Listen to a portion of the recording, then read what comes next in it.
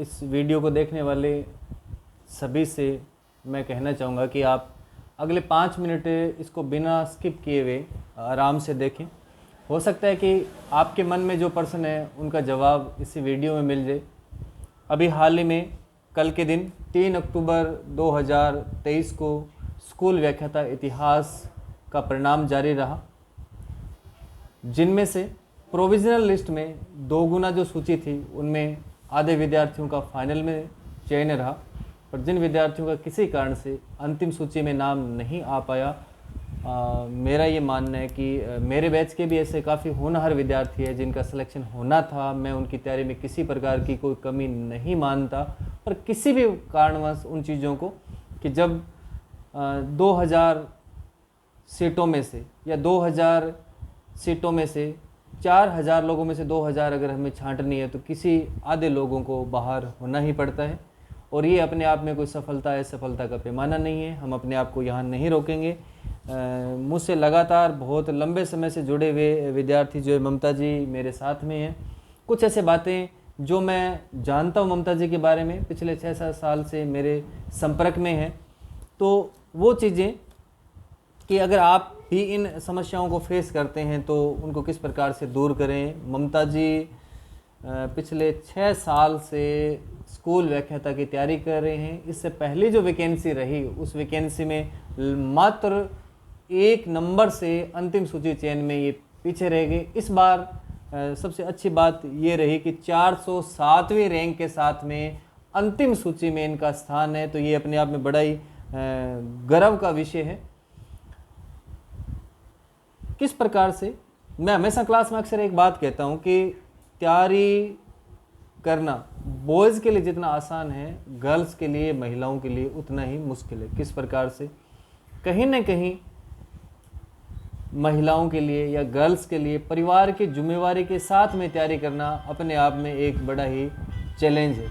ममता जी जिनकी बिटिया जो है हाल ही में अभी फर्स्ट ईयर में प्रशासनिक सेवा की तैयारी और दिल्ली जो वो तैयारी कर रहे हैं, और मैं ईश्वर से ऐसी प्रार्थना करता हूँ कि बिटिया जो है जिस उद्देश्य के लिए वहाँ दिल्ली गई है उस लक्ष्य में सफल हो।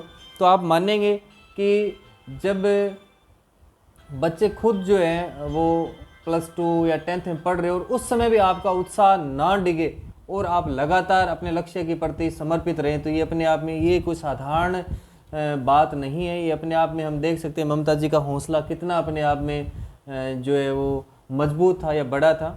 जो चीज़ें मैंने इनसे जानी या जो मुझे पता है कि वैकेंसी में पिछले में असफलता मिली, पर इन्होंने किसी प्रकार से निराशा नहीं जाहिर की और लगातार तैयारी में जुटे रहे। यही कारण है कि आज ये 407वें रैंक के साथ में चयनित है। और ममता जी वैसे मुझे कह रहे थे कि सर मैं बोलना नहीं चाह रही हूँ, फिर भी मैं 2 बात अगर ममता जी अगर आप कहना चाहो विद्यार्थियों को, जैसे जिनका भी अगर चयन नहीं हुआ है, किसी कारण से रह गया मान लो, तो आपको 2 बात उनको ये कहना चाहिए कि वो तैयारी नियमित रखें। नियमित रखें तो कैसे रखें?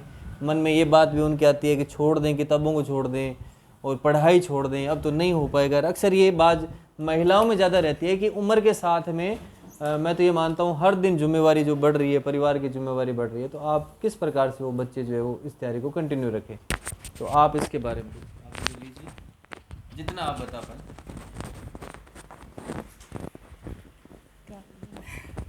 कंटिन्यू जो रखा आपने, शेड्यूल कैसे जारी रखा पिछले? शेड्यूल तो बस मैंने स्वाध्याय का जो शेड्यूल बना हुआ था उसी को फॉलो किया था सर। नियमित मतलब नियमित, हाँ जी, टच में रहे, मतलब हाँ जी सर, दिन आपने काम नहीं छोड़ा। हाँ जी सर। इसमें शायद आपने एक बार आरएस की तैयारी का भी सोचा?